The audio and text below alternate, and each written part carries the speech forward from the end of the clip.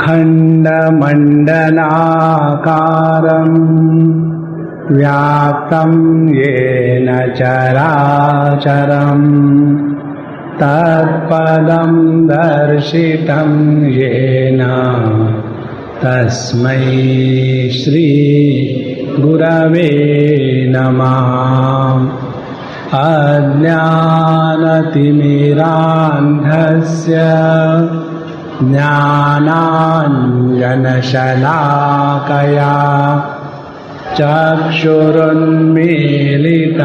येन तस्मै श्री गुरवे नमः। गुरुर्ब्रह्मा गुरुर्विष्णुः गुरुर्देवो महेश्वरः गुरुरेव परं ब्रह्म तस्मै श्री गुरवे नमः। तस्मै श्री गुरवे नमः।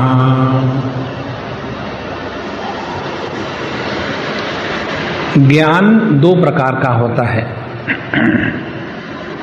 एक वह ज्ञान जिसका बोझा हम अपने सर पर लाद के चलते हैं और उस ज्ञान के बोझे के नीचे दब जाते हैं, और दूसरा ज्ञान वो है जिसको हम अपने सर पर नहीं रखते, जिसको हम अपने हृदय में उतारते हैं।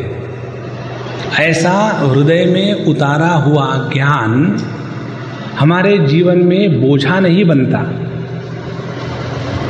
और जब ये ज्ञान बोझा बन के रहेगा तो हम दुखी रहेंगे।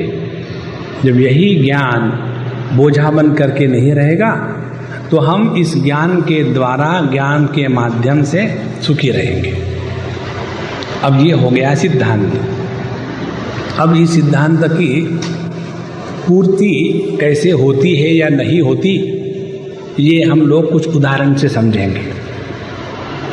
जब हम देखते हैं, हम अपने पूर्वज या अपनी संस्कृति, बड़े बड़े महात्मा, उनकी बहुत डींग हाँकते हैं। हमारे छत्रपति शिवाजी महाराज ने, अब उन्होंने जो अच्छा किया, उनमें जो अच्छाई थी, उस अच्छाई को 25 बार दोहरा करके क्या फायदा है, जब तक वो अच्छाई हमारे जीवन में अभिव्यक्त ना हो। उसी प्रकार से हमारे शास्त्र, हमारी भगवत गीता पूर्ण विश्व का सबसे श्रेष्ठ ग्रंथ है। हमारी भगवत गीता पर जितने भाष्य है, जितने अनेक विद्वानों ने विचार किए हैं, ऐसा एक भी दूसरा ग्रंथ इस विश्व में नहीं है जिस पर इतना सारा विचार हुआ है। इसीलिए हमारी भगवत गीता सबसे श्रेष्ठ ग्रंथ है। सो व्हाट, भगवान कृष्ण इतने बड़े थे, हमारे गुरु महाराज की तो बात ही मत पूछो। तो जब तक हम ये अच्छाई को स्वीकार करके उसको अपने जीवन में नहीं उतारते, केवल उसी के साथ अपने को जोड़ करके हम भी शायद बड़े हो इस संदेह में रहते हैं, तब हम उस ज्ञान का बोझा अपने सर पर लाद रहे। यही बात शास्त्रों का अध्ययन और सत्संग की है। अभी 3-4 दिन पहले मुझे एक पत्र आया ऐसे व्यक्ति का, कि जो व्यक्ति मुझे हमेशा मिलता है, और उन्होंने लिखा, स्वामी जी मेरा पत्र पढ़ करके आपको आश्चर्य होगा, लेकिन मैंने इसलिए लिखा कि सामने बोलने की हिम्मत नहीं होती आपसे।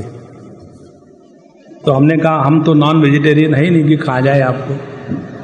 तो उन्होंने क्या लिखा कि हम इतने सालों से सत्संग कर रहे हैं, स्टडी ग्रुप में जाते हैं, कितने तो यज्ञ सुन करके रख दिए हैं, कितने साधना कैंप में डिस्टर्बेंस निर्माण किए हैं, सब कुछ कर लिया है, लेकिन अभी भी ऐसे नहीं लगता कि हमने यह जो आध्यात्मिक जीवन जिया है इसका कोई विधेयात्मक प्रभाव अपने जीवन में हमको दिख रहा है। और केवल इतना ही नहीं कि हमको ही यह ज्ञान अपने जीवन में उतरा हुआ नहीं दिख रहा है, बल्कि दूसरे भी हमको उलाहना देते हैं। अच्छा, आप वो गीता का अध्ययन करते हैं ना, इसीलिए ऐसा होगा। आप तो अमुक अमुक महात्मा के शिष्य है ना, उन्होंने यही सिखाया। आप प्रैक्टिकल वेदांत तो सुनते हो ना, यही प्रैक्टिस है। देखो, और ये तो पब्लिक के साथ जब हमारा रिलेशन है तब की बात है। दूसरी बात, जब हम किसी को साथ में नहीं रखते, सबको छोड़ दिया और केवल अपने साथ है, तो जब हम अपने साथ है तो हमारा अपने साथ का व्यवहार इस प्रकार से है कि हम अपने ही व्यवहार से अपने से नाखुश रहते हैं। शांत एकांत में बैठो तो प्रभु चिंतन थोड़ी होता है। काम, क्रोध, लोभ, मोह, मद, मात्सर्य, और उसको ये करना, उसकी टांग तोड़नी, उसकी जवान खींचनी, उसने समझ के क्या रखा है, और वो मुझे बुलाते नहीं, मैं उनको बुलाता हूं या बुलाती हूं, ये बायसनेस है, लेकिन मैंने क्या किया, यही सब खुचुड़ खुचुड़ खुचुड़ खुचुड़ चलते रहता है जब हम अपने साथ रहते हैं। तो उस व्यक्ति का पत्र और उसका भाव ये है कि हमने इतना सारा किया, लेकिन उसका प्रभाव हमारे जीवन पर केवल शून्य ही नहीं बल्कि माइनस है। ऐसा ही विचार उपनिषद में आता है। एक बार, ये हमने शायद आपको बताया होगा, एक बार नारद जी महाराज कहीं जा रहे थे मुंह लटकाए हुए। अब विचार करो, नारद जी जब हम सुनते हैं शब्द मात्र तो कैसा चित्र हमारे सामने आता है कि एकदम बढ़िया वेल मेकअप, एंटीना ऑन, हाथ में उनका ब्रॉडकास्टिंग स्टेशन वो शुरू चल रहा है, और नारायण नारायण आनंद में मस्ती में घूम रहे हैं। ना तो किसी का चक्कर है, ना कहीं से लेना ना कहीं से देना। ऐसा उनका चित्र हमारे सामने है। ऐसे नारद जी जब आ रहे थे मुंह लटकाए हुए, तो उनके गुरु महाराज सनक आदि 4 भाई उनको देखे और कहते कि नारद जी क्या हुआ, क्या आपसे ये उम्मीद नहीं थी, न एतत् त्वयि उपपद्यते। तो उन्होंने बताया मेरी परेशानी यही है। क्यों? तुम तो पढ़े लिखे हो, तुम्हारी क्या परेशानी हो सकती? बोले यही परेशानी है कि मैं पढ़ा लिखा हूं। अब देखो, जो व्यक्ति सत्संग को नहीं जाता, जो व्यक्ति हमेशा सिनेमा देखना, यूज वीकली, काउज वीकली, उसके चक्कर में पड़ना, और miss world, miss universe, miss Tribhuvani, इसके चक्कर में जो टाइम बर्बाद कर रहा है, ऐसा व्यक्ति यदि किसी भी प्रकार का व्यवहार करे तो किसी को कोई ऑब्जेक्शन नहीं होता है ना, क्योंकि उनसे ये एक्सपेक्टेड है।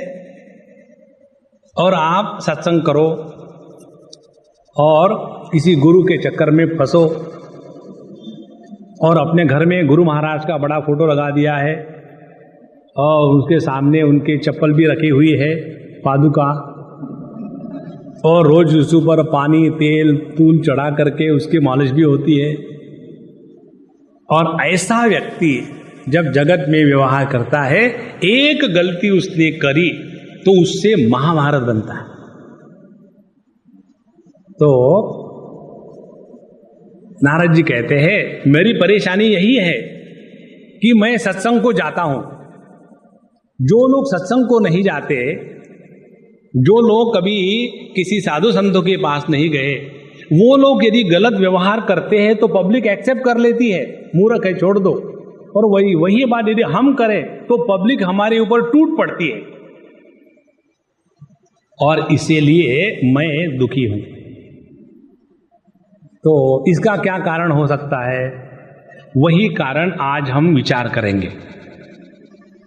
उसका कारण ये बताते हैं सनक आदि ऋषि कि तुमने ये जो ज्ञान प्राप्त किया है, यह ज्ञान केवल परोक्ष रूप से प्राप्त किया है।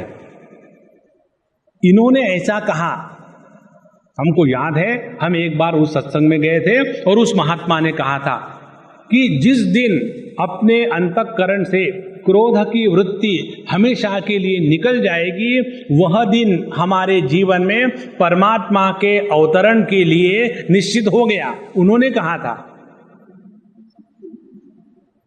और फिर आपने क्या कहा? हमने सुन के छोड़ दिया, क्यों बोझा है? और फिर वही गुस्सा, वही चक्कर। तो ये ज्ञान कि जब तक हमारे हृदय में क्रोध का साम्राज्य रहेगा, तब तक के परमात्मा के अवतरण की स्थिति निर्माण नहीं होती।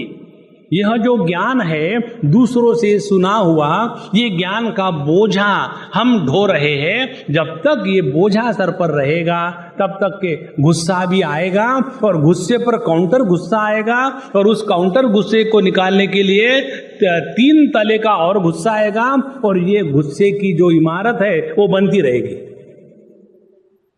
तो करना क्या है? करना ये है कि जो ज्ञान हम अपने जीवन में सत्संग के माध्यम से प्राप्त करते हैं, उसको अपने जीवन में उतारने का प्रयत्न करना, उसको कहते हैं प्रैक्टिकल वेदांत। एक कोई 20 साल के पहले की बात है शायद, उन दिनों में न्यूज़पेपर में एक स्लोगन बहुत आता था, जैसे आजकल स्लोगन आता है ना, united we stand, united we fight and united we fall. आजकल का स्लोगन यही है, इसीलिए it is called UF, unfortunate. So उस समय में एक स्लोगन ये था कि lab to land. Lab to land माने जो जो सिद्धांत, जो डिस्कवरी, जो रिसर्च लेबोरेटरीज में तय हो गई है, उसको लैंड में माने फील्ड में आनी चाहिए। लेबोरेटरी का रिसर्च ये है कि यदि इस पेट्री डिश में इतने प्रकार के जंतु या कीड़े, उनको ऐसा ऐसा करने से इतना लाभ होता है, और यदि यही पेट्री डिश की फाइंडिंग यदि जमीन पर आ जाती है तो उसके द्वारा इतना प्रोडक्शन होगा कि उस चावल के या गेहूं के नीचे पूरी पृथ्वी दब जाएगी। इतना प्रोडक्शन, हाँ जी। फिर आप क्या कर रहे हैं? अब हम दूसरा प्रोजेक्ट कर रहे हैं। पहले प्रोजेक्ट की जो फाइंडिंग है उसको अप्लाई कर रहे हैं क्या? नहीं, वो हमारा डिपार्टमेंट नहीं है। हमारा डिपार्टमेंट ये है कल्पना निर्माण करना। तो सत्संग में जाकर के केवल काल्पनिक आध्यात्मिक जीवन का आनंद लूटना, यहां हमको सत्संग में आनंद क्यों आता है? इसलिए आता है कि जो तत्व है, उस तत्व की अनुभूति हमको प्रत्येक को हो रही है, इसीलिए आनंद आता है। यहां हम भोग थोड़ी कर रहे हैं। शब्द, स्पर्श, रूप, रसगंध, इनका हम भोग नहीं कर रहे। भोग हम कब करते हैं? जैसे संगीत, संगीत भी शब्द है और सत्संग भी शब्द के माध्यम से होता है। लेकिन जब संगीत हो रहा हो तो उसमें तालियां बजती है, कितना बढ़िया गाया, एकदम हमको डिसअपॉइंट कर दिया, है ना। और जब हम सत्संग की बात सुनते हैं तो उसमें ये थोड़ा होता है कि वो जो सत्संगी महात्मा थे ना, उनकी आवाज इतनी मीठी थी नहीं, उनकी आवाज फटे बांस के जैसी थी। लेकिन फिर भी उस शब्दों के द्वारा हम शब्द के परे पहुंच जाते हैं। और यही बात जो हमको सत्संग में अनुभूत होती है, इसका एक्सटेंशन जब हम अपने जीवन के प्रत्येक अनुभव के साथ जोड़ेंगे, तब हमने प्रैक्टिकल वेदांत अपने जीवन में लाया है, तब कहीं लैब से लैंड तक हम पहुंच रहे हैं। तो सत्संग हो गया हमारी लेबोरेटरी, आध्यात्मिक लेबोरेटरी सत्संग। अब इसको हमको अपने जीवन में उतारना है। तो पिछले बार हमने क्या कहा, क्या सुना, भगवान ने कहा था कि मैं इस जगत में समय समय पर नित्य रूप से अवतार लेता हूं। उन्होंने कहा था कि परित्राणाय साधूनाम विनाशाय च दुष्कृताम धर्म संस्थापनार्थाय संभवामि युगे युगे। इसका हमने विस्तार से अर्थ देख लिया है। अब ये सिद्धांत तो उन्होंने प्रतिपादित कर दिया। अब इसके बाद का जो श्लोक है बड़ा विचित्र है। वो कहते हैं जन्म कर्म च मे दिव्यम एवं यो वेत्ति तत्वतः त्यक्त्वा देहम पुनर्जन्म नैति मामेति सोऽर्जुन।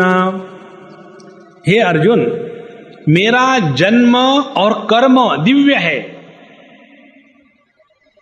और जो मेरे जन्म और कर्म की दिव्यता को जानता है, वह व्यक्ति इस ज्ञान के कारण इस देह का तादात्म्य छूटने के बाद मेरे स्वरूप हो जाता है।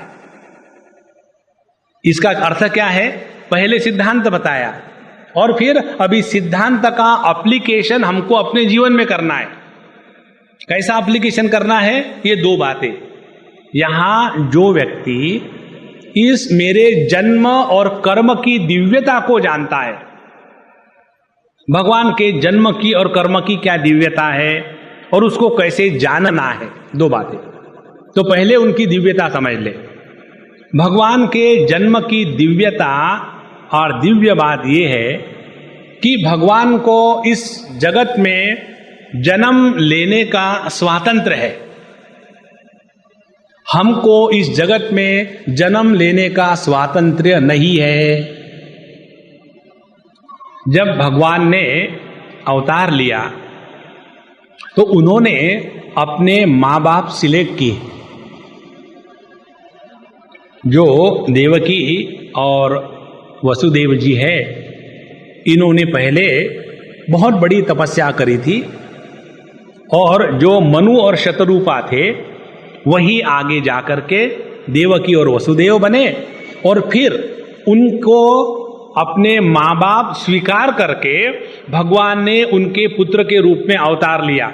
ये भगवान के दिव्यता का लक्षण है। और हमारा जन्म कैसा होता है? हमको अपने जन्म के लिए कोई स्वातंत्र्य नहीं। पता नहीं हम इसी घर में क्यों पैदा हुए। यदि हम अमेरिका में पैदा होते तो कितना अच्छा रहता। अमेरिका वाले क्या कहते हैं? Alas, if we were born in India, we would have been spiritual right from childhood. और यहाँ के जो है बॉर्न वाले, वो क्या कहते हैं? उनके जीवन में स्पिरिचुअलिटी की एलर्जी है। तो हमारा जन्म हमारे स्वातंत्र की अभिव्यक्ति नहीं है, हमारे बंधन की अभिव्यक्ति है। भगवान का जन्म उनके स्वातंत्र की अभिव्यक्ति है। यही उनके जन्म की दिव्यता है। और कर्म की दिव्यता क्या है? कर्म की दिव्यता यह है कि जब हम कर्म करते हैं तो उस कर्म के संस्कार राग द्वेष के रूप में हमारे हृदय पर निर्माण हो जाते हैं, और इन राग द्वेष के कर्म के संस्कारों का जो पुंज है, टोटैलिटी है, जन्म से लेकर के मृत्यु तक, इसको लेकर के हमारा अगला जन्म निश्चित होता है। माने जब हम इस जगत में जीते हैं, जो भी कुछ कर्म करते हैं, वो कर्म करते समय ऐसी कुछ हमारी कर्म करने की प्रणाली या रीति है जिसके कारण हम कर्म संस्कार अपने अंतःकरण पर निर्माण करते हैं, और ये इन कर्म संस्कारों के परिणामवश हमको हमारा अगला जन्म निश्चित है, उसको हम नहीं टाल सकते। लेकिन भगवान का कर्म करने का तरीका कैसा है? जैसे भगवान कहते हैं, इसी अध्याय में कहेंगे, चातुर्वर्ण्यम मया सृष्टम गुण कर्म विभागशः तस्य कर्तारम अपि माम विद्धि अकर्तारम अव्ययम। मैं सब कुछ करता हूं लेकिन मैं कर्ता बनता नहीं। देखो, तो हमारे कर्म करने की पद्धति ऐसी है कि जिसके कारण कर्तृत्वाभिमान जागृत हो जाता है और कर्म के संस्कार निर्माण हो जाते हैं। यह कर्तृत्वाभिमान युक्त कर्म के संस्कार हमको अगले जन्म को लेने के लिए विवश करते हैं। यह हमारे जन्म की और कर्म की कहानी है। लेकिन भगवान के जन्म और कर्म कैसे है? उनका जो जन्म है, अवतार है, वो अपने स्वतंत्रता से है, और उनका जो कर्म है वो ऐसा है कि जिनके कर्म के कारण कोई कर्म संस्कार निर्माण नहीं होते। अब ये बातें समझने के बाद भगवान कहते हैं कि यहां वेत्ति तत्वतः, जो इसको तत्व से जानता है वो भी इस देह का त्याग करने के बाद फिर इस पुनर्जन्म के चक्कर में नहीं पड़ता। अब तत्वतः जानना माने क्या? तत्वतः जानना माने एक बहुत बड़ी सिद्धांत की बात है। When we talk of objective knowledge, in objective knowledge, knowing is not being. This is the principle. जो हमारा भौतिक ज्ञान है, भौतिक ज्ञान में जाना माने होना नहीं। जैसे हमने जाना यह पुस्तक है, तो पुस्तक को जानना माने मैं पुस्तक हूं, ऐसे थोड़ी जानते हैं। और आध्यात्मिक ज्ञान की विशेषता क्या है? जहां जानना और होना एक होता है। तो जो ज्ञान अनुभव स्वरूप होता है वह आध्यात्मिक ज्ञान, और जो ज्ञान परोक्ष या अनात्म रूप से ग्रहण होता है वह भौतिक ज्ञान। जब भगवान कहते हैं जन्म कर्म च मे दिव्यम एवं यो वेत्ति तत्वतः, यदि जन्म और कर्म की दिव्य को हम तत्व से जाने तो इसका मतलब क्या है? इसका मतलब वही है कि हम स्वयं परमात्मा स्वरूप है। कैसे? जब भगवान कहते हैं मेरा जन्म दिव्य है, माने मुझे वो स्वातंत्र है कि जब मैं चाहे इस जगत में अवतरित हूं और जब मैं चाहे इस जगत में अवतरित ना हूं। हो गई बात? अब देखो, ये स्वातंत्र्य प्रभु ने हमको दिया है कि नहीं दिया है? दुख आया, दुख के साथ तादात्म्य करके दुखी के रूप में हम पैदा हुए। दुख आया, दुख के साथ तादात्म्य होने का इनकार कर दिए, और दुख आने के बाद भी हम दुखी के रूप में पैदा नहीं हुए। ये स्वातंत्र्य प्रभु ने हमको दिया है ना। Think, arrival of misery is not in our hands, true, but to get identified with the misery and become a miserable entity, that freedom is given to us by the Lord. हो गया हमारा परमात्मा का एकत्व। कितनी सरल बात है। यह स्वातंत्र्य परमात्मा ने हमको सबको दिया है, लेकिन यदि हमको स्वातंत्र्य देने के बाद भी हम कहेंगे मुझे जेल से बाहर नहीं जाना, मुझे घर यही जेल में ही रहना है, लेकिन आपका अच्छा व्यवहार हुआ इसीलिए आपको गवर्नमेंट ने सोचा कि आप अच्छे हैं, अब गड़बड़ नहीं करोगे, इसीलिए हम आपको 10 साल के स्थान पर 2 साल में छुट्टी दे देते हैं। नहीं, लेकिन मुझे बाहर नहीं जाना, मुझे यहीं रहना है। ऐसा यदि कोई कहे तो उसको क्या कहा जा सकता?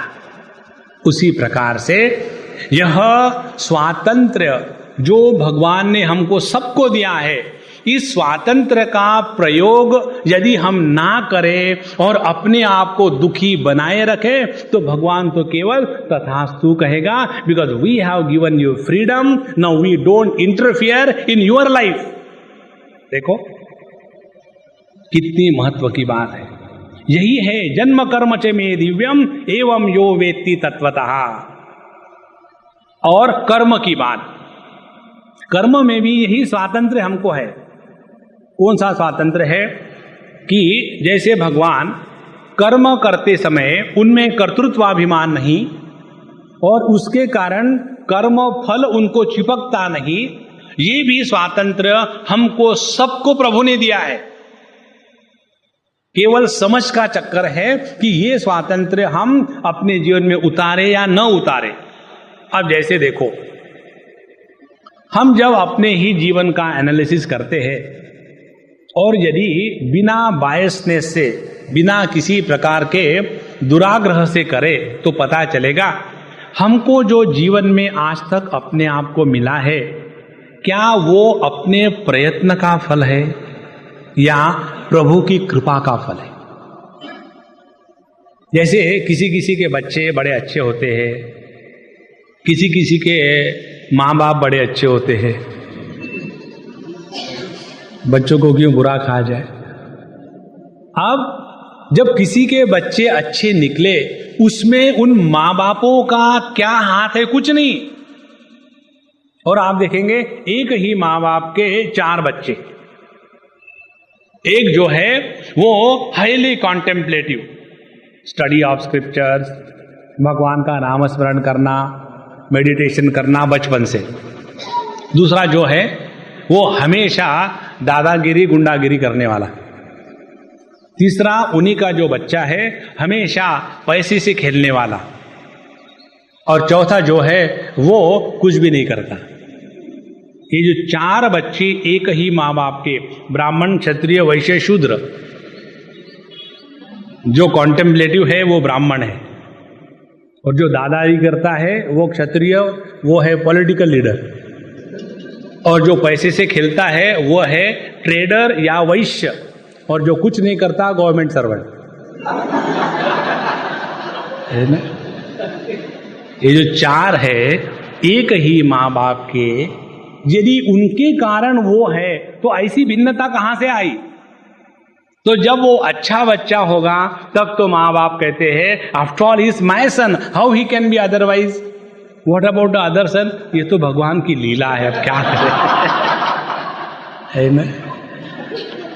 तो यह जो हम अपने आप को किसी भी कर्म के साथ जोड़ लेते हैं और उसी के कारण हमारा संसार प्रारंभ हुआ है। तो जन्म कर्म च मे दिव्यम एवं यो वेत्ति तत्वतः। तो असल में देखा जाए तो हम इस जगत में ना तो किसी को पैदा करते हैं, ना तो किसी को मारते हैं, ना तो हम किसी को मदद करते हैं, ना तो हम किसी के मदद के कारण पले हुए हैं। ये तो सब प्रभु की इच्छा से चल रहा है। जब ये बात समझ में आ जाती है ना, तब व्यक्ति दुनिया से मदद लेते हुए भी हीन दीन भाव उसमें नहीं आएगा। और जब हमको दुनिया कुछ देती नहीं, तब भी दुनिया के प्रति कभी द्वेष की वृत्ति निर्माण नहीं होगी, क्योंकि जो हमको मिल रहा है या नहीं मिल रहा है उसका एकमात्र कारण है प्रभु की इच्छा। जहां हमने अपने इच्छा का महात्म्य समझदारी के साथ त्याग दिया है, उसी क्षण से हमारे द्वारा वो कर्म, जो कर्म का बंधन निर्माण करते हैं, वो समाप्त हो जाएंगे। उसके बाद कर्म होगे लेकिन कर्म फल नहीं होगे। यह जो कर्म करने की रीति है, पद्धति है, इसको हम अपने जीवन में उतार सकते हैं समझ के द्वारा। इसीलिए यहां कहते हैं कि एवं यो वेत्ति तत्वतः, सभी का सभी जो झमेला है वो समझदारी का या ना समझी का है। तो त्यक्त्वा देहम पुनर्जन्म नैति मामेति सोर्जुन। फिर ऐसा व्यक्ति इस चीज को समझ करके मेरे स्वरूप हो जाता है। अच्छा, यह जो चीज बताई, जो भगवान अवतार लेते हैं, वही प्रभु हमारे भी जीवन में अवतार किस प्रकार से लेंगे, इसकी अब टेक्निक बताते हैं। वीतराग भय क्रोधा मन्मया मामुपाश्रिता बहवो ज्ञान तपसा पूता मद्भावमागता। और देखो अर्जुन, ऐसे मत समझना कि ये तो कोई एक रेयर व्यक्ति कर सकता है, नहीं। ये दूसरी बात हम लोगों के दिमाग में है, ये जो आध्यात्मिक जीवन है ना, ये एबनॉर्मल लोगों के लिए है। जो नॉर्मल लोग हैं ना, उनके लिए नहीं है, ये उनके लिए नहीं है। नॉर्मल लोगों का जीवन कैसा है? दुखी होना और दुखी करना और हमेशा इसी चक्कर में रहना, दूसरों से सिंपैथी लेना, क्योंकि क्या कहते हैं, एलोपैथी से तबीयत खुश नहीं, नेचुरोपैथी से तबीयत खुश नहीं, होम्योपैथी से तबीयत खुश नहीं, इसीलिए सिंपैथी उसको ले लो। कब तक ये चलता रहेगा? देखो, ये जो ज्ञान बताया है ये हमारे सबके लिए संभव है। ये कोई काल्पनिक चीज नहीं बता रहे भगवान। आवश्यकता केवल एक बात की है, और वो कौन सी आवश्यकता है? दृढ़ निश्चय। We have to decide to change our self. एक बार ये निर्णय हो गया, 9वें अध्याय में भगवान बताएंगे, साधुरेवस्य मंतव्यः सम्यक व्यवसितो हि सः। वह साधु महात्मा है जिसने ये निर्णय ले लिया है कि आज के बाद हम अपने आप को बदल के रखेंगे। जैसे अपने राजनीतिज्ञ कहते हैं, हम देश को बदल डालेंगे, माने अभी जो नक्शा है उसको तोड़ तोड़ करके उसके अनेक छोटे छोटे देश बनाएंगे, और प्रत्येक छोटे टुकड़े का मैं प्राइम मिनिस्टर बनूंगा, है ना? तो क्या साधना है? पहली साधना वीतराग भय क्रोधा। पहली बात, राग भय क्रोध।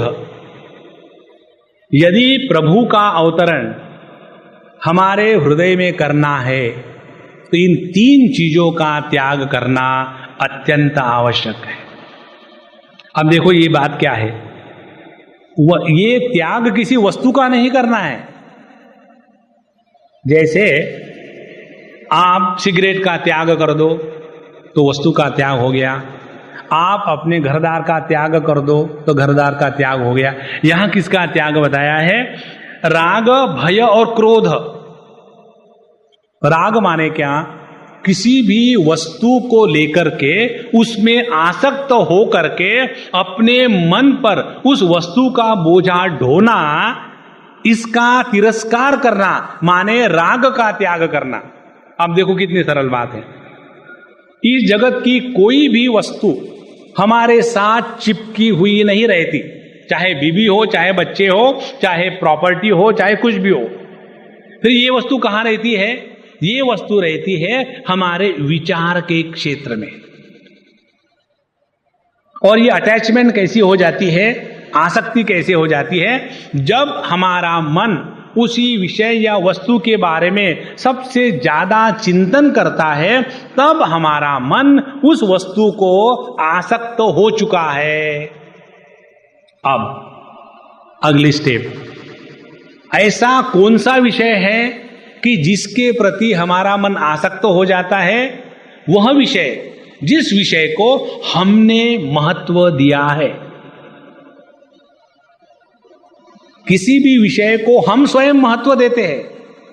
विषय कभी नहीं कहता कि मैं महत्व का हूं। It is we who give value to the world. यदि हमने ही जगत के विषयों को, वस्तुओं को, व्यक्तियों को महत्व दे दिया है, उसके बाद वो विषय, वस्तु, व्यक्ति हमारे अंतःकरण में विचारों के रूप में प्रवेश करते हैं, और उनके विचारों के अस्तित्व के कारण हमारे मन की शांति नष्ट हो जाती है। और ऐसे अशांत वातावरण में जो परमात्मा सुख स्वरूप है, आनंद स्वरूप है, वो अभिव्यक्त होने को चाहता है, लेकिन इतनी गड़बड़ी है कि वहां से परमात्मा की आनंद स्वरूप की अभिव्यक्ति नहीं हो सकती। तो राग या आसक्ति, इसका त्याग करना माने क्या? अपने आप को समझाना कि देखो, ये देखो कितनी सरल बात है। जब व्यक्ति किसी लड़की से शादी किया हुआ है, खूब झगड़े होते हैं रोज। एक बार वो दोनों, एक हम ऐसा कपल जानते हैं इसलिए उदाहरण दे रहे, उनके शायद 3 या 4 बच्चे, दोनों जवान, बहुत जल्दी शादी हो गई। लड़की थी 18 साल की, 19 साल की, लड़का था 20 साल का। तो 30 साल 32 साल की उम्र तक उनको 4 बच्चे हो गए और दोनों में 24 घंटे में 24 घंटे नॉन स्टॉप, जैसे होता है ना अखंड नाम संकीर्तन, हमेशा झगड़ा, तू मैं तू, कबड्डी कबड्डी कबड्डी स्टार्ट। अच्छा, फिर दोनों झगड़े से तंग आ गए, लेकिन जब भी दोनों सामने आते झगड़े के सिवा कुछ बात करते ही नहीं, क्योंकि 10-15 साल का अभ्यास। अब उन्होंने विचार किया ऐसा जीवन कब तक जिएंगे, तो डाइवोर्स कर ले। डाइवोर्स यदि करेंगे तो बच्चों का क्या होगा। फिर क्या किया जाए, फिर उन्होंने निश्चय किया कि तुम अपने माँ के पास चली जाओ, मैं अपने माँ के पास रहता हूं और हम डाइवोर्स नहीं करेंगे, लेकिन जब जरूरत होगी तब मिल लेंगे। और उन्होंने ये एक्सपेरिमेंट शुरू किया। ये एक्सपेरिमेंट इन दोनों का जो कॉन्फिडेंशियल एक्सपेरिमेंट था वो सिर्फ मुझे मालूम था और इस लड़की की माँ को मालूम नहीं, लड़के की माँ को मालूम नहीं। उनको लग रहा है कि ये डाइवोर्स होकर के सेपरेट हो गए और अपने कुल की मर्यादा नष्ट होगी, भंग होगी। तो उन्होंने मुझे बताया, स्वामी ने देखो क्या हो गया इन दोनों को, उन्होंने सेपरेट होने का निश्चय ले लिया है। अब हमारे घर में तो कभी डाइवोर्स हुआ नहीं, ये पहली बात है। हमने कहा हर घर में कोई ना कोई पहली बात होती है, घबराओ मत। अब उनमें वो कर क्या रहे हैं, केवल एक ही बात कर रहे हैं। जब वो आमने सामने रहते हैं तो हमेशा दूसरों को देख देख करके वही विचार उनके मन में रहते हैं। जहां उस वस्तु व्यक्ति से दूर हो गए, देश में काल में, जिस वस्तु को व्यक्ति को हम देश काल से अपने से दूर करते हैं, वह वस्तु या व्यक्ति हम पर किसी भी प्रकार का प्रभाव करने में उतने सक्षम नहीं होते जब देश काल का भेद छोड़ करके नित्य निरंतर हम उनके साथ रहते हैं तब। अब देखो, भगवान सब जगह में ओतप्रोत है, फिर भी भगवान के अस्तित्व का, भगवान के होने का हम पर कोई प्रभाव नहीं पड़ता। कारण क्या? कारण ये, हमने भगवान को देश और काल के माध्यम से दूर ढकेल दिया है। बद्रीनाथ में बैठे हुए हैं और हम बांद्रे में बैठे हैं। कहां बद्रीनाथ, कहां बांद्रा। बद्रीनाथ में भगवान, बांद्रा में बंदर। पता नहीं इस स्थान को बांद्रा क्यों कहते हैं, हो सकता है पहले यहां बंदर रहते हो। तो जैसे पुणे को पुना कहा, वैसे बंदर को बांद्रा कहा होगा, इंग्लिशाइज नेम। तो जहां हमने परमात्मा को देश काल से दूर ढकेल दिया तो उस परमात्मा का प्रभाव हमारे जीवन में नहीं, माने परमात्मा की वृत्तियां, विचार हमारे मन में नहीं आती। लेकिन इसी जगत के जो देश काल वस्तु व्यक्ति परिस्थिति, उसको हमने ज्यादा महत्व दे दिया, वो हमारे हृदय में घुस गए और हमको परेशान करते। इसीलिए वीत राग, अपने हृदय से आसक्ति का त्याग करना, इसका तात्पर्य यह है जिस वस्तु को हमने महत्व दे दिया है, जिस वस्तु को हमने ज्यादा इंपॉर्टेंस दिया है, वही वस्तु या व्यक्ति हमको परेशान करती है। ये सिद्धांत। अब क्या करें? किसने महत्व दिया है? हमने ही महत्व दिया है। तो उसको डीवैल्यू करने की जिम्मेदारी किसकी है? हमारी ही है। तो हम लोग सबसे ज्यादा परेशान होते हैं अपने बच्चों के कारण। तो बच्चों के कारण परेशान होने का मूल कारण क्या है कि हमने अपने बच्चों को बहुत ज्यादा महत्व दिया है, जैसे दूसरों को बच्चे होते ही नहीं। इस पूर्ण पृथ्वी पर पहले बार बच्चे पैदा हुए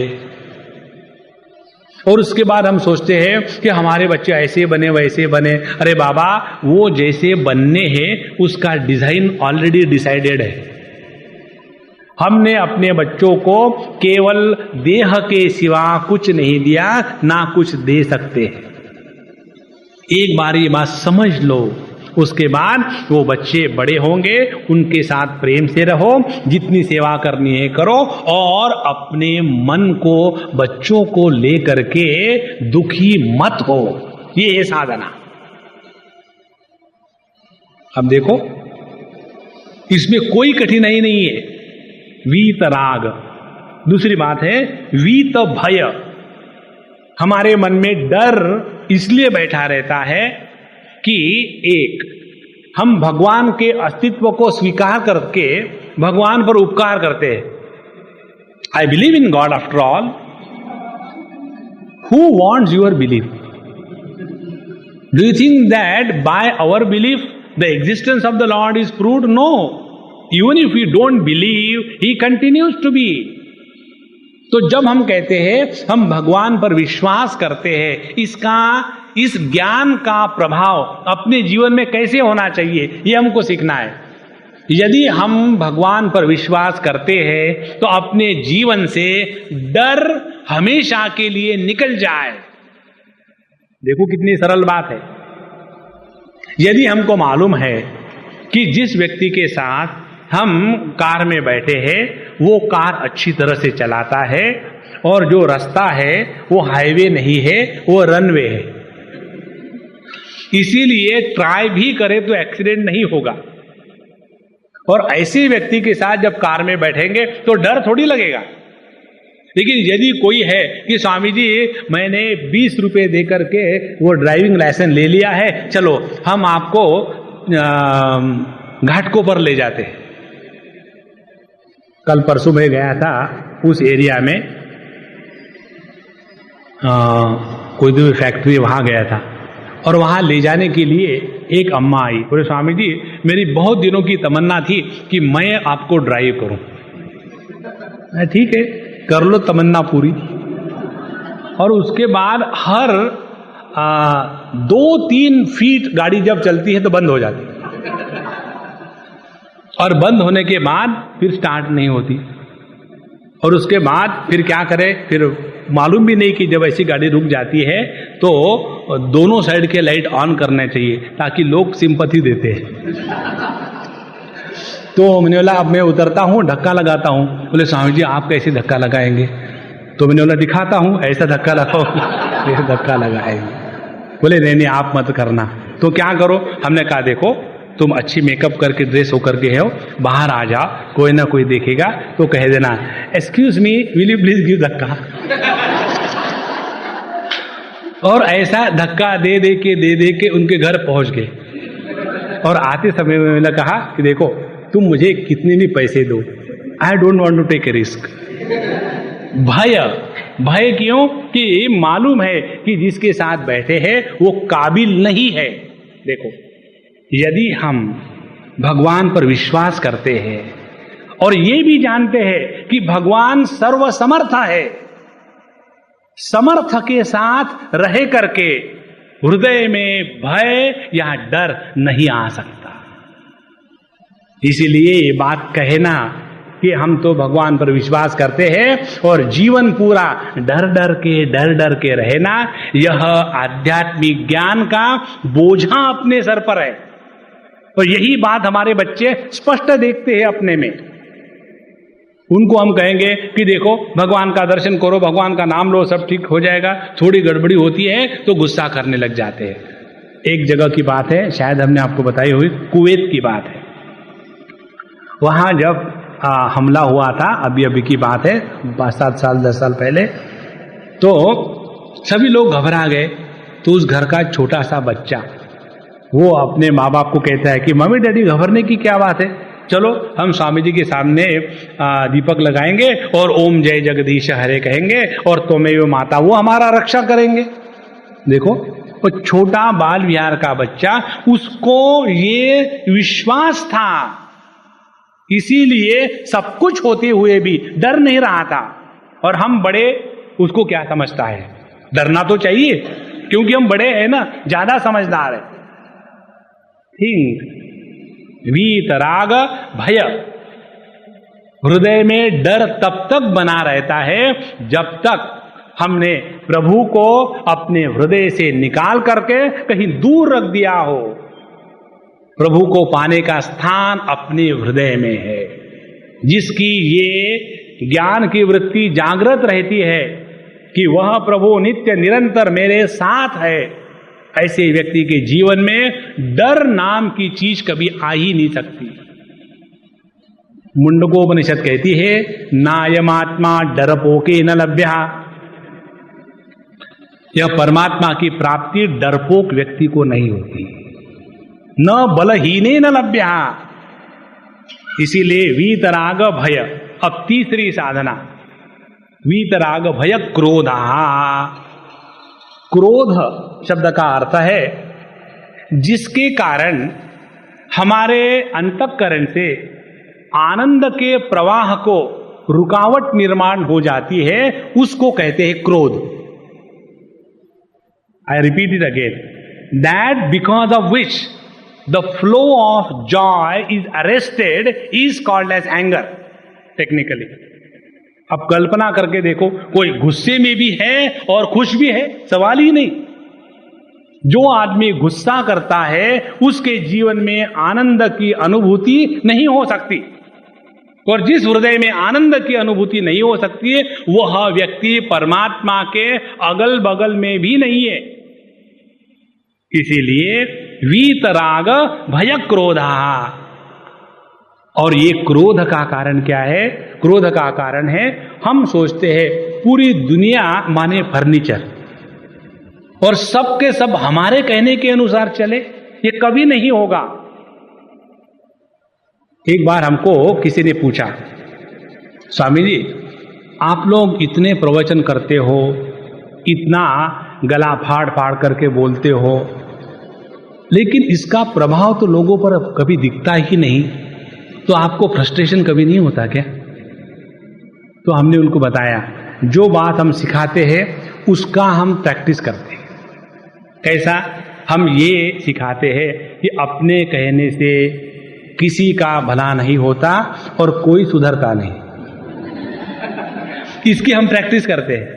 कैसे प्रैक्टिस करते हैं? कि हमारे कहने से कोई भी ना सुधरे तो अच्छा है, कम से कम मार्केट तो बना रहेगा। यदि सभी के सभी सुधर जाएंगे तो अपन का क्या हाल है बाबा? इसीलिए kindly maintain your level of ignorance, suffer. Doctor की क्या प्रार्थना होती है? सर्वे भवन्तु रोगिनः। सुखिनः थोड़ी होती है। इसीलिए जब हम किसी से किसी भी प्रकार की कोई अपेक्षा नहीं रखते, क्रोध कभी नहीं आएगा। हमारे हृदय में जगत के प्रति इतनी अपेक्षाएं हैं कि पति ने घर में आकर के काम करना चाहिए, हो गया गुस्से का कारण निर्माण। घर में आने के बाद पत्नी ने इस स्माइल के साथ पति देव को रिसीव करना चाहिए, हे पति देव आप आ गए, आपके विरह में मैं तड़प रही थी। ये सिनेमा के डायलॉग है, असली जीवन में कभी नहीं होते। आ गए।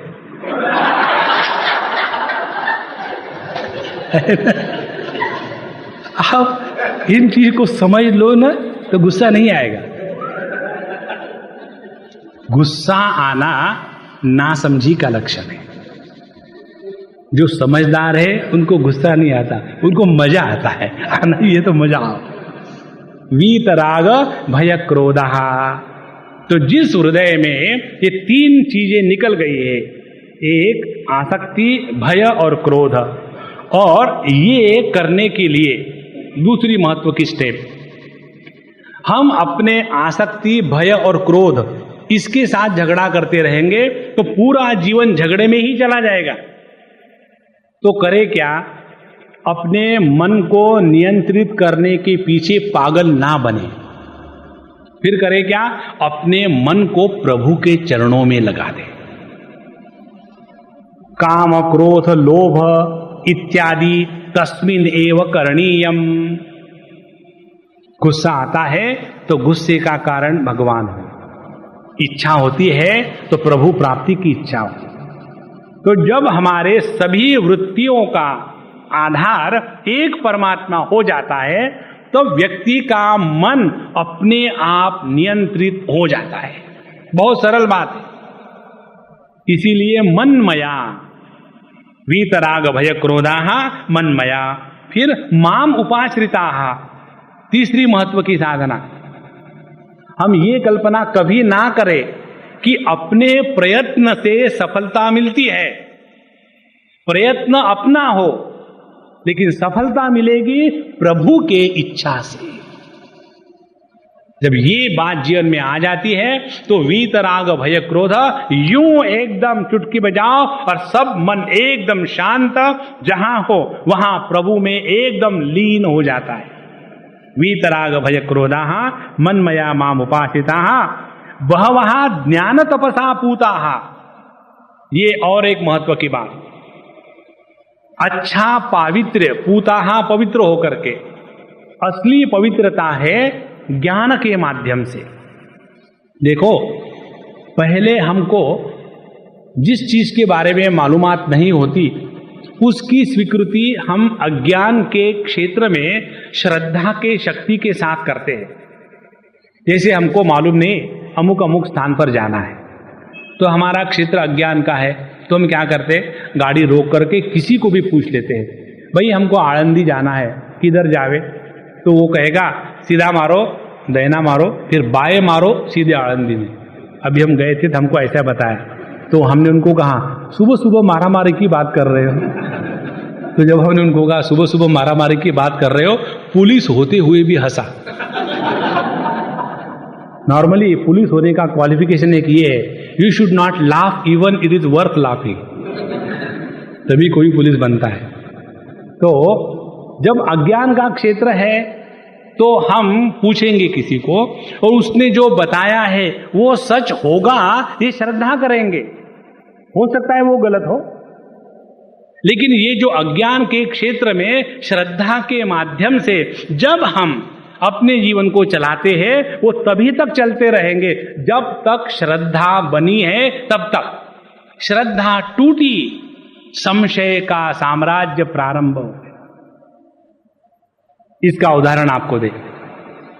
एक व्यक्ति थे और उन्होंने अपने जीवन में बाबाजियों के साथ रह करके बहुत दुख भोगे थे।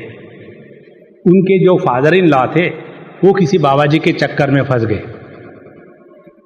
और उसमें फंसने के कारण वो बाबाजी उनके घर में रहते थे और खूब उनकी सेवा इत्यादि, और उन्होंने अपना सब धंधा बिजनेस सब कुछ छोड़ दिया, बाबाजी की सेवा में लग गए। बाबाजी को बेवकूफ मिल गया, खूब खाते पीते थे, मौज करते थे, और धीरे धीरे धंधा बैठ गया, काम कुछ नहीं, पैसा जितना था वो खत्म हो गया।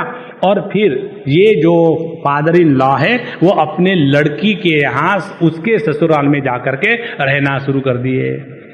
तो उनका जो जवाई था, जो हमारा मित्र है, उसके मन में बाबाजियों को लेकर के इतनी घृणा।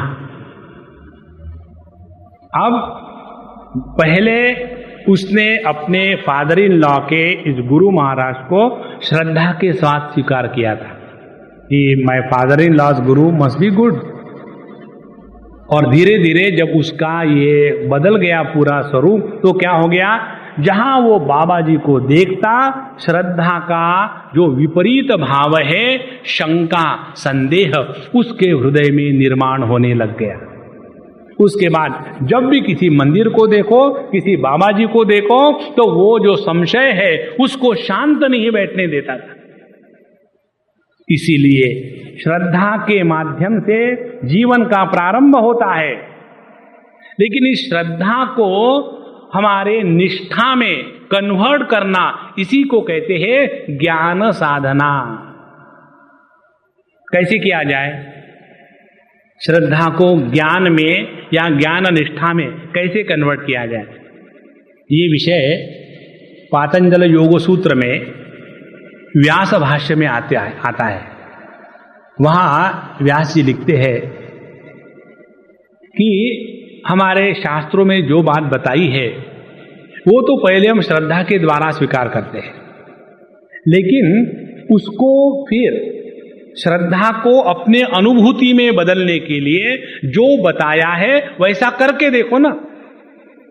जैसे उसमें उन्होंने 5 उदाहरण दिए हैं कि यदि हम नासिकाग्र पर धारणा करें तो गंध संवित जागृत हो जाती है। यदि हम जिह्वा का जो मूल है उस पर यदि धारणा करें तो शब्द संवित जागृत हो जाता है। इस प्रकार से उन्होंने ये 5 विषयों के संवित जागृति की प्रक्रिया उस ग्रंथ में बताई है। उसके बाद उन्होंने कहा ये सब बातें जो बताई है उसको पहले साधक को केवल श्रद्धा के माध्यम से स्वीकार करना पड़ता है, फिर उसके ऊपर वो अमल करे, और जब अमल करेगा तब यह श्रद्धा ज्ञान में कन्वर्ट हो जाएगी। और जब ये पता चलेगा शास्त्र में एक बताई हुई बात जो हमने पहले श्रद्धा अज्ञान के माध्यम से स्वीकार करी थी उसका जीवन में प्रयोग करो तो वैसी ही अनुभूति आती है। इस प्रकार से श्रद्धा को हमने निष्ठा में कन्वर्ट किया। एक बार निष्ठा पक्की हो गई फिर जगत की कोई भी शक्ति हमको नहीं हिला सकती। इसीलिए ये पहली जो बातें बताई है, वीतराग भय क्रोधा मनमया माम मद्भावम उपाश्रिता बहवा ज्ञान तपसा पूता। फिर यह अपने जीवन में उतारो बाबा, इसको अपने जीवन में उतारना माने ज्ञान साधना। जो बातें बताई है ये केवल बौद्धिक स्तर पर नहीं रहनी चाहिए, ये हमारे अनुभूति में उतर आवे। तो बहवहा ज्ञान तपसा पूता मद्भावम आगता, अनेकों ने इस ज्ञान को अपने जीवन में उतारा और फिर वो मेरे सादृश्यता को प्राप्त हो गए। अब इसके बाद सवाल ये आता है कि ये सब हम अपने जीवन में कैसा उतारे। तो ये एक महत्व का विषय यहाँ बताते हैं, चातुर्वर्ण का। भगवान कहते हैं चातुर्वर्ण्यम मया सृष्टम गुणकर्म विभागशः तस्य कर्तारम अपि माम विद्धि अकर्तारम अव्ययम। अब ये बहुत महत्व का विषय है, ध्यान से सुनना। जब हम ब्राह्मण क्षत्रिय वैश्य शूद्र ये 4 वर्णों की बात करते हैं तो हमारे जितने भी राजनीतिज्ञ हैं उनको जोश आ जाता है और वो इन वर्णों का भाषांतरण जाति या कास्ट में करते हैं और ये उनकी प्रथम गलती है। वर्ण का अर्थ ब्राह्मण क्षत्रिय वैश्य शूद्र ये जाति नहीं है। जाति शब्द का अर्थ है, जाति माने मनुष्य जाति, पशु जाति, पक्षी जाति, वनस्पति जाति, आकार विशेष को जाति कहते हैं। जब तत्व में कोई आकार विशेष निर्माण हो जाता है तब उसको जाति कहते हैं। फिर ब्राह्मण क्षत्रिय वैश्य शूद्र क्या है, वो है वर्ण। वर्ण आश्रम व्यवस्था, जाति आश्रम व्यवस्था नहीं है कई शब्द। तो वर्ण किसको कहते हैं, ब्राह्मण क्षत्रिय वैश्य शूद्र। अब ये जो 4 वर्ण है ये केवल समाज में ही भगवान ने उसका वर्णन नहीं किया है, ये हमारे सब में है। प्रत्येक व्यक्ति इन 4 वर्णों को मिल करके बनता है। कैसे, गुण कर्म विभागशः, गुणों की प्रधानता से और कर्म की अभिव्यक्ति से हम कभी ब्राह्मण होते हैं, कभी क्षत्रिय होते हैं, कभी वैश्य होते हैं, कभी शूद्र होते हैं। उसी प्रकार से समाज में भी एक ऐसा वर्ग होता है व्यक्तियों का कि जो ब्राह्मण प्रकार का है, दूसरा ऐसा है जो क्षत्रिय प्रकार का है, तीसरा ऐसा है जो वैश्य प्रकार का है, चौथा ऐसा है जो शूद्र प्रकार का है। तो जैसे एक देह को चलाने के लिए 4 वर्णों की आवश्यकता है, कैसे हमारा जो सर है उसको शास्त्र की भाषा में ब्राह्मण कहते हैं। क्यों कि वह सत्व गुण माने ज्ञान प्रधान है। अब दूसरी बात, हमारी जो बाहु है, हाथ है, उनको क्षत्रिय कहा जाता है क्योंकि ये रजोगुण प्रधान और कर्म प्रधान है। लेकिन ये हाथों से कर्म कौन सा होगा, ये हाथ जब अपने ज्ञान के साथ रह करके सबके लिए कर्म करेंगे तो यह क्षत्रिय का धर्म हो गया। और वो अपने इस देह रूपी एक देश को मेंटेन करने के लिए जितनी सर की आवश्यकता है उतनी हाथों की भी आवश्यकता है। सो हमारा सर हो गया ब्राह्मण, हमारे हाथ हो गए क्षत्रिय, और जो हमारा मध्य प्रदेश है वो हो गया वैश्य। वैश्य की वृत्ति कौन सी है? वैश्य की वृत्ति है संग्रह वृत्ति। और जब तक कि हम संग्रह करके अपने शक्ति को एसिमिलेट नहीं करेंगे तब तक के ये पूर्ण जो देश है देह रूपी, उसको शक्ति कहां से मिलेगी? तो हमारा जो मध्य भाग है उरु प्रदेश, उसको वैश्य कहते हैं। और शूद्र क्या है? शूद्र है हमारे पैर। इन शूद्रों का काम क्या है? केवल सेवा करना। ये जो पूरा देह है वैश्य, क्षत्रिय और ब्राह्मण, इन तीनों की सेवा करना यही शूद्रों का काम है। अब जब हम अपने ही देह में ब्राह्मण, क्षत्रिय, वैश्य, शूद्र इन चारों का दर्शन करते हैं तो क्या इसका ये अर्थ है कि हमने पैरों का अपमान किया है? क्या इसका ये अर्थ है कि हमने अपने वैश्य का या पेट का या मध्य प्रदेश का उनको ज्यादा महत्व दिया है? क्या हम अपने हाथों के द्वारा जो कर्म करते हैं इसीलिए हाथ को नोबेल प्राइज मिलना चाहिए?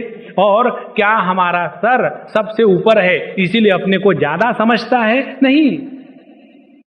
क्या करते हैं? तो सेवा करना माने क्या ऐसा होता है कि केवल सर को ही दबाना? क्यों कि हम ब्राह्मणों की सेवा करेंगे? क्या सेवा करने का तात्पर्य यह है कि केवल हाथ ही दबाना क्योंकि हम क्षत्रियों की सेवा करना चाहते हैं? क्या सेवा का तात्पर्य यह है कि हम केवल वैश्यों को ही प्रोत्साहन देंगे? तो क्या केवल पेट की सेवा सेवा है?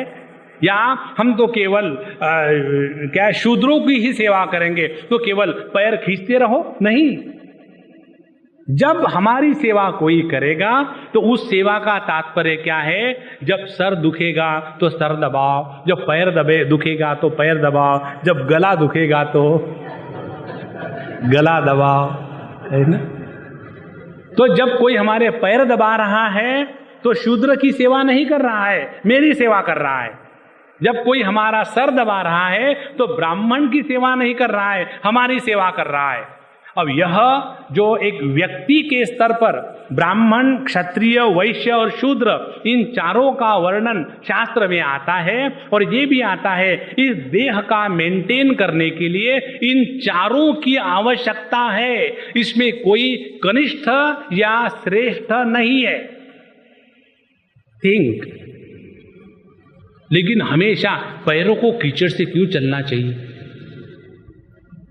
आज कई बार नियम बना देंगे, जहां कीचड़ आएगा वहां शीर्षासन करके चलो। आज तक पैरों ने बहुत कीचड़ में चल लिया है। ये जैसी बेवकूफी होगी वैसी ही बेवकूफी, मूर्खता समाज भी एक पुरुष है। इस समाज पुरुष को योग्य प्रकार से चलाने के लिए इन चार तत्वों की आवश्यकता है, जो विचार के माध्यम से इस समाज पुरुष को योग्य दिशा दर्शन करा सकते हैं। उनको कहते हैं ब्राह्मण वर्ण। उसी प्रकार से केवल विचार बढ़िया हो लेकिन उसको कार्यान्वित करने के लिए यदि क्षत्रिय की शक्ति ना हो, यदि लीडर क्लास ना हो तो यह समाज पुरुष एकदम उसका सत्यानाश हो जाएगा, जैसे आज अपने देश का हो रहा है। कारण क्या? ये जो क्षत्रिय है, जो लीडर क्लास है, उसने सहारा किसका लेना चाहिए? सत्य का, ज्ञान का और त्याग का। लेकिन जब ये क्षत्रिय यह राजनीतिज्ञ ज्ञान, सत्य, त्याग इसका सहारा न लेकर के केवल बनियागिरी का सहारा लेते हैं, वैश्य का सहारा लेते हैं, तो क्या करेंगे? अपने देश के साथ व्यापार करेंगे। इसीलिए जब हम अपना समाज को एक पुरुष के रूप में देखते हैं तो उस समाज को योग्य प्रकार से चलाने के लिए ब्राह्मणों की आवश्यकता है, क्षत्रियों की आवश्यकता है। लेकिन वो क्षत्रिय कैसे हो? वो वैश्य के टाइप के ना हो, वो हो ब्राह्मण के द्वारा अनुग्रहित। और उसके बाद ब्राह्मण हो, क्षत्रिय हो, लेकिन वैश्य ना हो, तो इस देश में इतनी सारी धन दौलत कौन निर्माण करेगा? या हर एक के बस की बात नहीं है। और ये तीन हो, लेकिन सेवा करने का जब काम आता है, तब कोई यदि सेवा करने के लिए सामने ना हो, तो ये वेल्थ का डिस्ट्रीब्यूशन किस प्रकार से हो सकता है? इस प्रकार से जैसे अपना देह एक पुरुष है और इस देह को ठीक से चलाने के लिए ब्राह्मण, क्षत्रिय, वैश्य, शूद्र, इन चारों की आवश्यकता है। और इन चारों का वर्गीकरण करने का तात्पर्य इनमें भेद निर्माण करना नहीं है। Please understand this point. जब ये कहा जाता है कि यदि आपको रूप रंग देखना है तो आंखों का ही प्रयोग करो, यह कोई दुराग्रह नहीं है, ये सत्य परिस्थिति है। यदि आपको शब्द का श्रवण करना है तो कान का ही प्रयोग करो, ये कोई दुराग्रह नहीं है, ये सत्य परिस्थिति है। इसी प्रकार से यदि हमारे समाज को ठीक से चलाना है तो करना क्या है? ये ब्राह्मण, क्षत्रिय, वैश्य, शूद्र, इनको लेकर के हमारे राजनीतिज्ञ संतों ने जो पूरे समाज में गंदगी फैला दी है, जितना समाज को तोड़ दे कोई ना कोई बहाना बना करके, ये सबको इकट्ठा लाना है, भगवान के शब्द है। और इनको डिस्क्राइब करने का क्राइटेरिया क्या है? गुण कर्म विभागशः। गुण क्या है? क्या वो सत्वगुण प्रधान है? सत्वगुण प्रधान होने के बाद चाहे वो किसी भी कास्ट में जन्मा हो, चाहे वो किसी धर्म में जन्मा हो, लेकिन वही विचार करने की लायकी रखता है। फिर वहां हिंदू, मुसलमान, ब्राह्मण, क्षत्रिय, इसका कोई महात्म्य नहीं है। ये बात हमको समझ में नहीं आती और इसीलिए ये सब का जो तात्पर्य इंटीग्रेट होना है, इसके स्थान पर हम डिसइंटीग्रेट हो रहे हैं। और इसी के कारण समाज में, घर में, सब जगह दुख है। तो चातुर्वर्ण्यम मया सृष्टम गुण कर्म विभागशः तस्य कर्तारम अपि माम विद्धि अकर्तारम अव्ययम। और जब मैं अपने सर माने ब्राह्मण के माध्यम से ज्ञान का व्यापार करता हूं, तो क्या मेरे मन में ज्ञान के प्रति आदर और वो पैर जो मुझे यहां से वहां तक ले जाते हैं, क्या उनके प्रति अनादर होता है? नहीं। यदि मेरे पैर को चोट लग जाती है तो उसकी हम उतनी ही फिक्र करते हैं जितनी सर दर्द होता है तब करते हैं। तो हमारे दृष्टि से देखो तो यह ब्राह्मण, क्षत्रिय, वैश्य, शूद्र ये भेद के विषय नहीं है, ये प्रेम के विषय है। लेकिन जब हमारी दृष्टि एकता का त्याग करके भेद का प्रतिपादन करती है, जब हमारी दृष्टि केवल भेद का समर्थन करती है, जब हमारी दृष्टि जब भेद को निर्माण करने के प्रयत्न करती है, तब हम अज्ञान के क्षेत्र में हैं और इसी के कारण दुखी है। तो तस्य कर्तारम अपि माम विद्धि अकर्तारम अव्ययम, ये समझने के बाद भगवान बताते हैं कि इस दृष्टि को जानना माने क्या, इस भगवान के कर्म और भगवान का जन्म, इसकी दिव्यता को अपने जीवन में उतारना माने क्या, ये उन्होंने इस चौथे अध्याय के 18वें श्लोक में दिया है। चौथे अध्याय का 18वां श्लोक इस अध्याय का बहुत महत्व का श्लोक है। उसमें भगवान कहते हैं कर्मणि अकर्मयः पश्येत् अकर्मणि च कर्मयः सबुद्धिमान मनुष्येषु सयुक्त कृष्ण कर्म कृत। जो व्यक्ति कर्मणि अकर्मयः पश्येत्, ध्यान से सुनना, जो व्यक्ति कर्म करते समय अपने कर्तृत्वाभिमान को जागृत नहीं होने देता, कर्मणि अकर्मयः पश्येत्, कर्म हो रहे हैं लेकिन उस कर्म को कर्म का दर्जा नहीं मिल रहा है। क्यों? कि उस कर्म के पीछे कर्म करने वाला कर्तृत्वाभिमानी निर्माण नहीं होने दिया। थिंक, कर्म करते समय कर्म के पीछे कर्तृत्वाभिमानी कब निर्माण नहीं होगा? तब जब कर्म करने वाला मैं नहीं हूं, प्रभु है, ये भाव जागृत हो जाएगा। तब यदि भैया हम कुछ कर सकते हैं अपने जीवन में, वो केवल प्रभु की इच्छा से होता है, अपनी इच्छा से कुछ नहीं होता। जब ये बात समझ में आ जाती है तो व्यक्ति जगत में खूब दिल से लगेगा, लेकिन सफलता मिली तो उसके कारण अभिमान जागृत नहीं होगा, और यदि निष्फल हो गए, यदि सफलता नहीं मिली तो उसके कारण हम दुखी नहीं होंगे और अपने समत्व को मेंटेन रखेंगे। और यही समत्वम योग उच्यते, यही ममता के रोग को मिटाने का उपाय इस श्लोक में बताया जा रहा है। तो कर्मणि अकर्म यहां पश्येत, जो व्यक्ति कर्म में परमात्मा का दर्शन करता है, कर्म में परमात्मा का दर्शन करने की बात इसी अध्याय में बताते हैं। कैसे? ब्रह्मार्पणम ब्रह्महवि ब्रह्माग्नौ ब्रह्मणाहुतम ब्रह्मैव तेन गंतव्यम ब्रह्म कर्म समाधिना। जिस व्यक्ति ने कर्म में परमात्मा का दर्शन किया है, वह है परमात्मा के साथ एक हुआ व्यक्ति। कर्म में परमात्मा का दर्शन करना माने क्या? बहुत सरल बात है, आपके लिए सभी सरल है। कौन सी सरल बात है? कर्म में कर्म करते समय आनंद की अनुभूति मेंटेन रहे तो वो कर्म परमात्मा की अभिव्यक्ति होता है। Again I repeat this, Hindi में समझाने के लिए अंग्रेजी में बोलेंगे।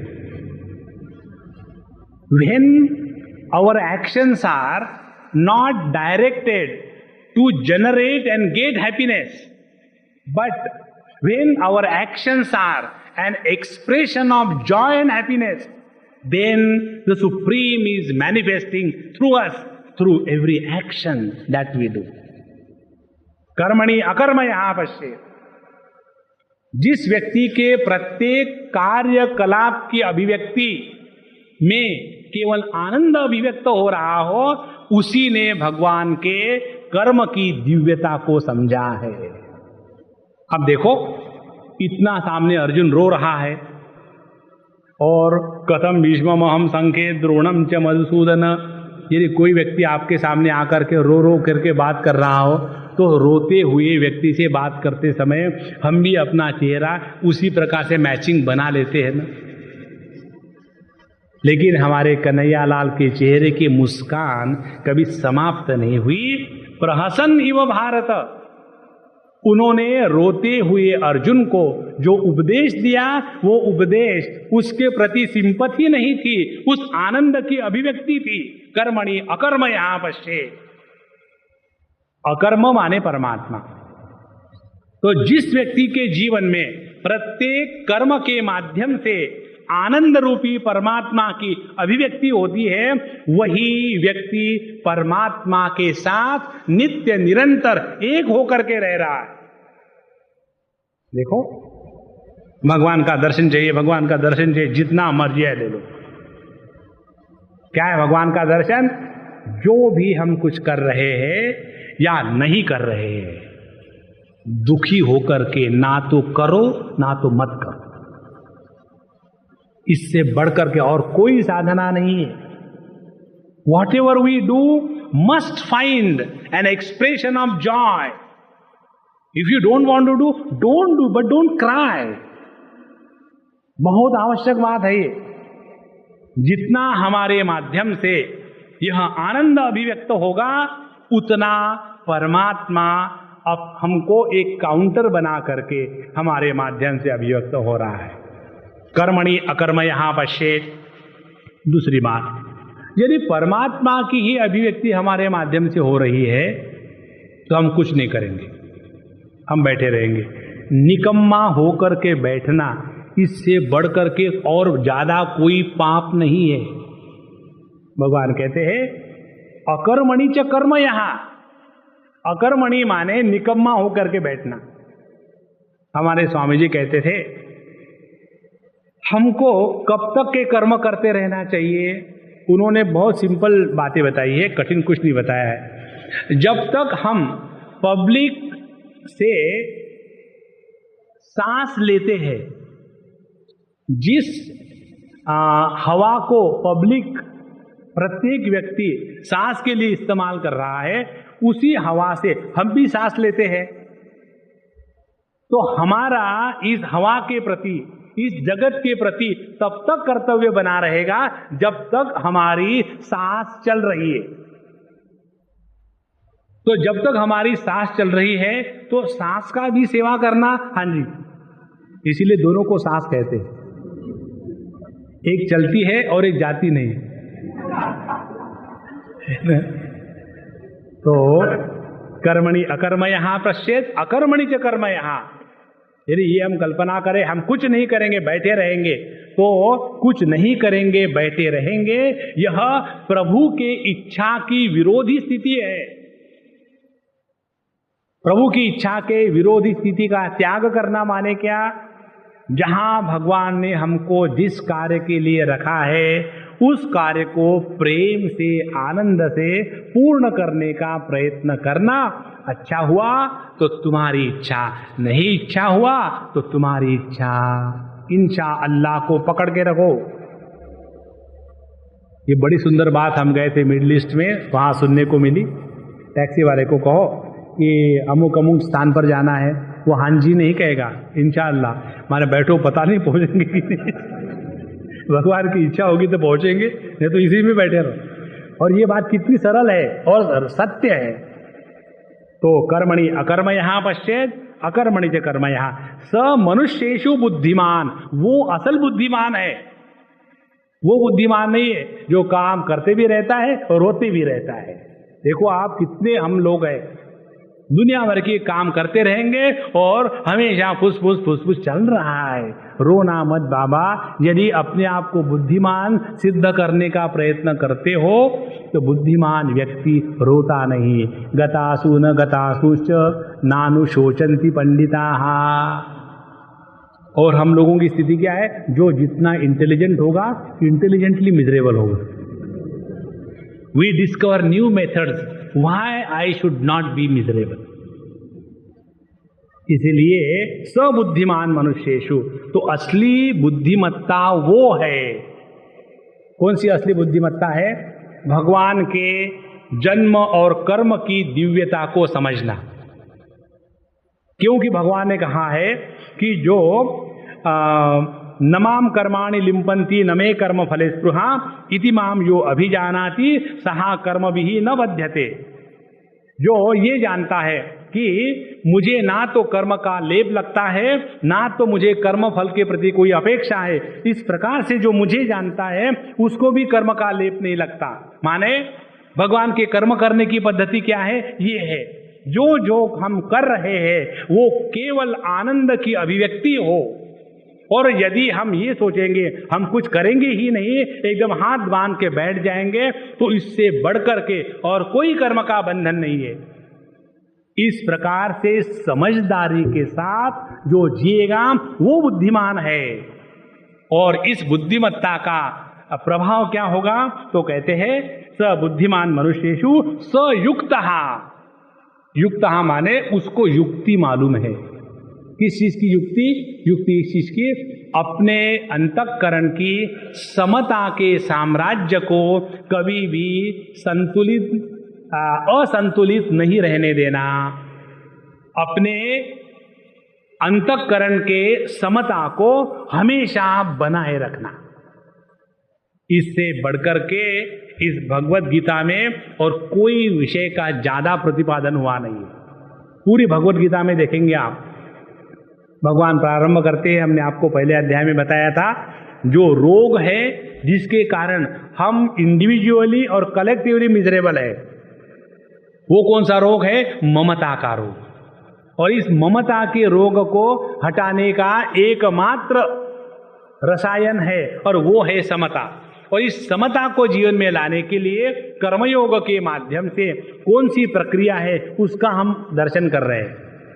तो जहां हम कर्म करते समय अपने हृदय पर ध्यान रखेंगे और ये देखेंगे कि कहीं कर्म करते समय हमारी समता का संतुलन नष्ट तो नहीं हो रहा है।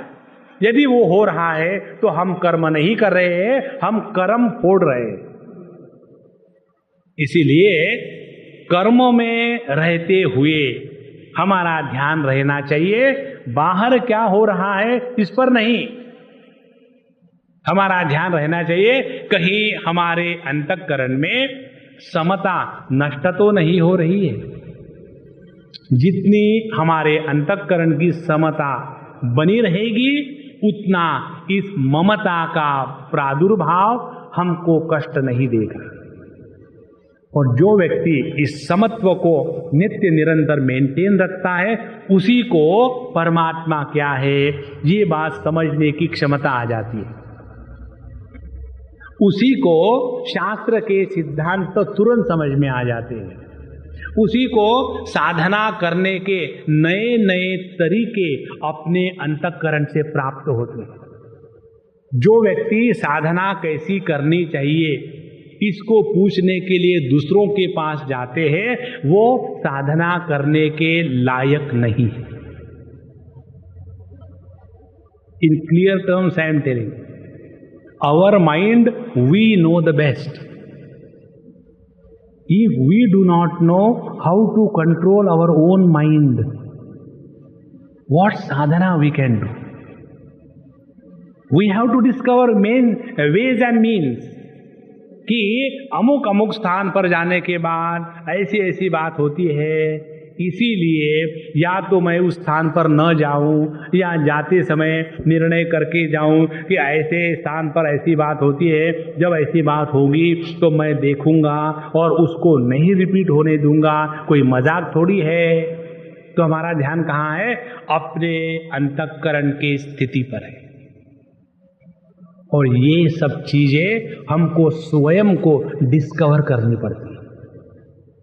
एक बार मुझे एक पत्नी ने पूछा, स्वामी जी आपको सब कुछ आता है, मुझे ये बताइए पति को कैसे खुश रखें। तो हमने कहा कि मुझे लगा मैं ही जोक मारता हूं। यदि मुझे प्रश्न पूछते कि पत्नी को कैसा खुश रखे तो मैं कल्पना भी कर सकता, लेकिन पति को कैसे खुश रखे ये आप मुझे बताइए। तो हमने उनको कहा कि देखो हम सब में एक्सपर्ट है, क्योंकि सबके साथ तादाद में करके उनकी प्रॉब्लम समझ लेते हैं। पति को खुश करना और केवल खुश ही नहीं करना, अपने कब्जे में कैसे रखना ये भी मैं आपको प्रैक्टिकल वेदांत बताता हूँ। कैसे? पति का कान और जीह्वा अपने हाथ में पकड़ के रखो। पति का कान और जीह्वा अपने हाथ में पकड़ के रखो। ये तो मैं चाहती हूँ, लेकिन जहां नजदीक गया तो वहां एकदम नरसिम्हावतार हो जाता है। तो क्या करे? तो पति के कान को पकड़ना माने किसी के भी बारे में अच्छा बुरा बोल करके उसको बोर नहीं करना। He is sufficiently board with in himself, he married you, don't add something more. और दूसरी बात, उसकी जीवा को पकड़ना माने उसको बढ़िया बढ़िया बना के खिलाओ, उसको खिला खिला करके गुलाम बना डालो। देखो वो तुम्हारा एकदम अपना बन जाएगा और खुश रहेगा। तात्पर्य क्या है? अपनी साधना कैसी करनी इसका निर्णय हम स्वयं को स्वयं लेना है। कब तक जाते रहेंगे वहाँ महात्मा जी उस दिन मैं जब गया था तो मुझे ऐसा हुआ, तो क्या करूं? मेरे पास मत आना बात, क्या करूं? We have to discover our own ways. और ये तब होगा जब हम एकदम इस बारे में अवेयर हो जाएंगे। What is happening to our mind every moment, we must be clearly aware about it. कब हम शांत है, कब हमको गुस्सा आता है, कब हम किसी वस्तु के प्रति आसक्त हो रहे हैं, इसके बारे में अपने मन के एक एक वृत्ति को ऐसा स्पष्ट देखे जैसे रास्ते पर चलने वाली बसों को हम देखते हैं। ये जब हम एक्सट्रीम अवेयर होकर के जीवन जीना लगेंगे, तब देखो भगवत गीता में जो बातें बताई है वो बहुत आसान है और सब कर सकते हैं। ओम पूर्णमदः पूर्णमिदं पूर्णात् पूर्णमुदच्यते पूर्णस्य पूर्णमादाय पूर्णमेवावशिष्यते। ओम शांति शांति शांति। हरि ओम। श्री गुरुभ्यो नमः।